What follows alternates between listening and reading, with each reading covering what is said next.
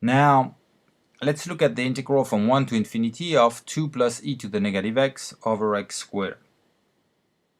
Well, we have the question of would it be easy to do explicit calculation, and certainly we don't really want to have to integrate e to the negative x over x squared. And so we might want to use comparison because we're only interested in knowing if it's convergent or divergent rather than finding an explicit value. So what would we compare that with?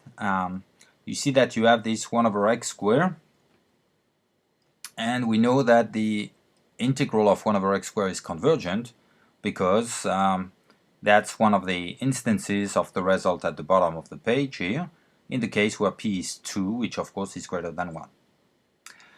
And if this is convergent, that means that any constant multiple of this is also convergent. Right? So if I integrate c over x squared where c is some constant, then of course it's going to be convergent as well. So maybe we can try to compare 2 plus e to the negative x over x squared with some constant over x squared. And this is easy to do because if x is greater than 1, then that means e to the negative x is less than or equal to e to the negative 1 because e to the negative x is decreasing. And e to the negative 1 is 1 over e is 2.7 something, so it is certainly less than 1, which means that e to the negative x plus 2 is less than or equal to 3, and therefore the function that we integrate, 2 plus e to the negative x over x squared, is less than or equal to 3 over x squared, and of course both functions are positive on the interval 1 to infinity. And so by comparison we conclude that our integral is convergent because the integral from 1 to infinity of 3 over x squared is convergent. Now when we use this process, what we conclude is convergent, nothing about the value.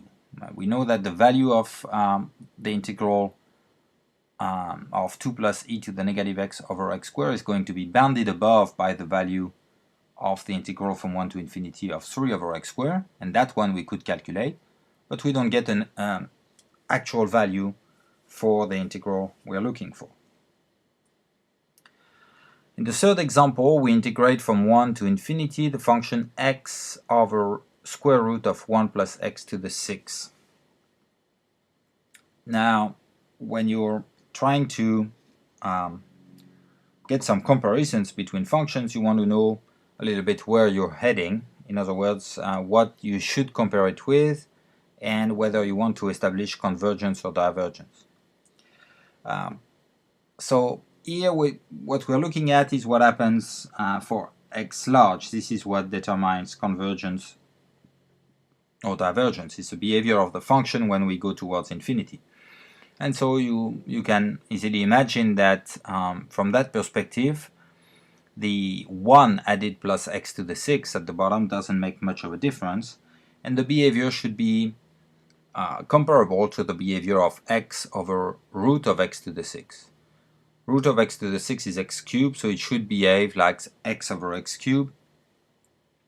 In other words, 1 over x squared.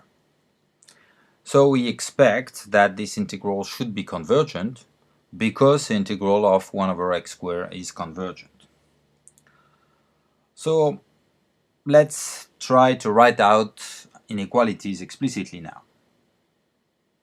So we know that this 1 over x squared is going to be convergent. So writing out explicit inequalities, 1 plus x to the 6 is greater or equal to x to the 6, in fact greater. And the square root function is increasing, so square root of 1 plus x to the 6 is greater than square root of x to the 6, which is x cubed. Taking the reciprocals, we're looking at positive numbers. The function 1 over x over positive reals is decreasing, therefore it reverses inequalities. In other words, 1 over x cubed is greater or equal to 1 over square root of 1 plus x to the 6. And when we multiply by a positive x, we get 1 over x squared on the left-hand side, and the function we're integrating, x over root of 1 plus x to the 6, on the right-hand side. So this is a smaller function, and we know that the integral of the larger function, 1 over x squared, is convergent. So, by comparison, the integral from 1 to infinity of x over root of 1 plus x to the 6 is also convergent. Now, for the fourth one, we have an improper integral that is improper because of a discontinuity. So it's an improper integral of type 2, unlike the other three examples. So for improper integrals of type 2, the first step is to identify the discontinuity. In this case, we have a discontinuity at 0 because we divide by root x, which would be 0 at 0. Now you see that the discontinuity comes from the 1 over root x, not from the exponential function at the top. And in fact, because x ranges from 0 to 1, the term at the top, e to the negative x, well, e to the negative x is a decreasing function, so we get e to the negative 1 less than or equal to e to the negative x less than or equal to e to the 0, which is 1. So e to the negative x really ranges between two positive constants, and that means that the function we're integrating, e to the negative x divided by root x, is bounded below and above by positive constant multiples of 1 over root x. That means that if the integral from 0 to 1 of 1 over root x is divergent, so would be the integral of our function, because it is greater than a constant multiple of it, and if it is convergent, so would be the integral of our function, because it is bounded above by 1 over root x. So it all depends on the convergence of the integral from 0 to 1 of 1 over root x. So that we can calculate because it's just the integral of a power of x. So it's improper because of the discontinuity at 0, so by definition it is the limit as t is approaching 0 from the inside of our interval, so from the right, of the integral from t to 1 of 1 over root x. On that interval from t to 1, as t is greater than 0, the function 1 over root x is continuous, and we can use the fundamental theorem of calculus to calculate this integral. And the non-antiderivative of 1 over root x is 2 root x, and we're going to evaluate that between t and 1, so we get the limit at 0 of 2 minus 2 root t.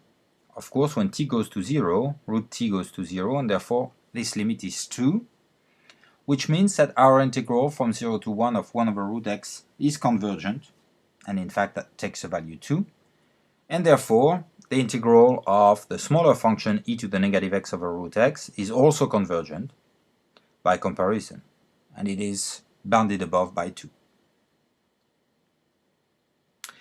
Now it's time for you to do your homework on improper integrals.